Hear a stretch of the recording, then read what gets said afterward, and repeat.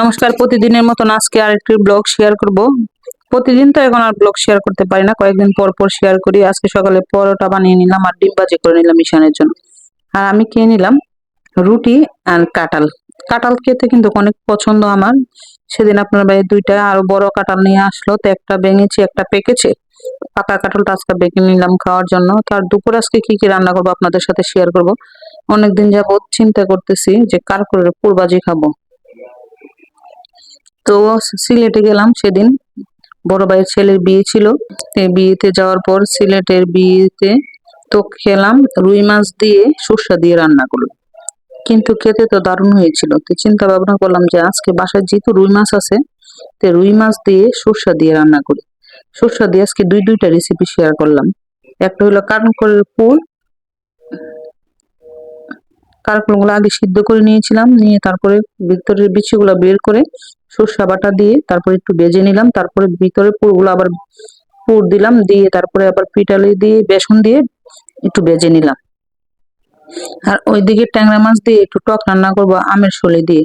আর tomato paste করে নিয়েছি, এটা ছিল ফ্রিজে ফ্রোজেন করা টমেটো, সাথে আমের শলি দেবো। আমের শলিগুলো আমার বোনে দিয়েছে সিলেট শ্রীমঙ্গল থেকে। আমার এক বোনের শ্রীমঙ্গল থাকে, এক বোন সিলেট মৌলিবাজার থাকে। ওই জায়গাটার নাম বানুগঞ্জ আর কি। তো আছে আমার এক শ্রীমঙ্গলের বনে অনেকগুলো আমের শলি নিয়ে আসছিল, তা আমাকে দিল। তো অনেকদিন যাবতীয় ডাল দিয়ে আমের শলি খাওয়া হলো, তো আজকে চিন্তা করলাম যে আজকে একটু মাছ দিয়ে টক রান্না করি। তো আমের শলি দিয়ে আজকে টক রান্না করলাম, আর টমেটো দিয়ে ট্যাংরা মাছ দিয়ে। আর ট্যাংরা মাছ দিয়ে আবার ডাটা আলু দিয়ে তরকারিও রান্না করছি। আজকে কিন্তু অনেকগুলো রেসিপি রান্না করলাম। আর ওইদিকে কালি জিরা ফোড়ন দিয়ে দিলাম সরিষার তেলে, আর পেঁয়াজ বাটা দিয়ে দিলাম। দিয়ে একে একে সব মশলা আমি এখন মিশিয়ে নেব। আর জিরা বাটা দিয়ে দিলাম, তারপরে হলুদের গুঁড়ি মরিচের গুঁড়ি দিয়ে দেব। দিয়ে এখন মশলাটাকে একটু ভালো করে কষিয়ে নেব। সামান্য একটু পানি দিয়ে দেব, কিন্তু পানিটা দিয়ে ফেললাম। আগে টমেটো পেস্টটা দিতে মনে ছিল না, তারপর পানির পরে টমেটো পেস্টটা দিলাম।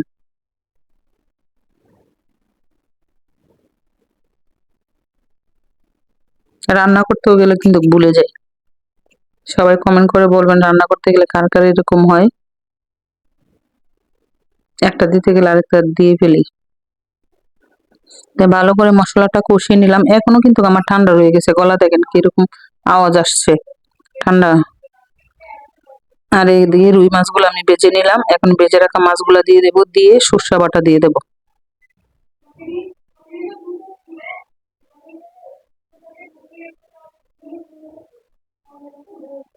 সর্ষে বাটাটা দিয়ে মশলাটাকে আবার একটু কষিয়ে নেব। আর আজকে আমি রুই মাছ দিয়ে সর্ষে বাটা দিয়ে দুধ দিব। ভালো করে মশলাটাকে কষিয়ে সর্ষেটাকে কষিয়ে নিলাম। আর এটা তো বেশি ভাজতে হবে না, বেশিক্ষণ রাখলে আবার তিতো হয়ে যেতে পারে।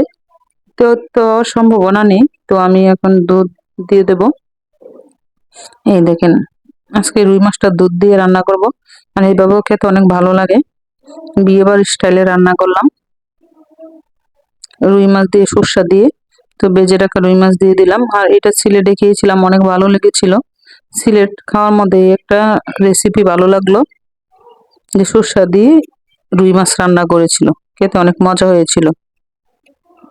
ভাইয়ের ছেলের বিয়েতে গিয়েছিলাম, আর ওই খাবারটা খেতে অনেক ভালোই লেগেছিল। আর তারা সিলেটের রান্নার সাথে তো আমাদের রান্নার কোনো মিল নেই।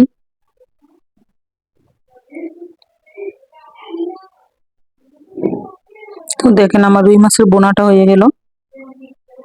তো আজকে দুপুরে কিন্তু অনেকগুলো রান্নাই করে নিলাম।